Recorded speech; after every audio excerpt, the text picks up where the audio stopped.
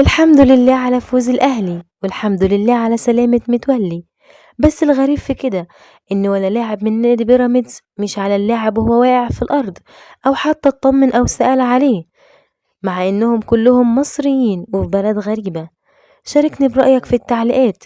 يا ترى دي قلة أصل من نادي بيراميدز، ولا هما مش عايزين احتكاك بالنادي الأهلي؟ خليك فاكر يا صديقي إن الدنيا دي دوارة، وكما تدين تدان، في رعاية الله وحفظه.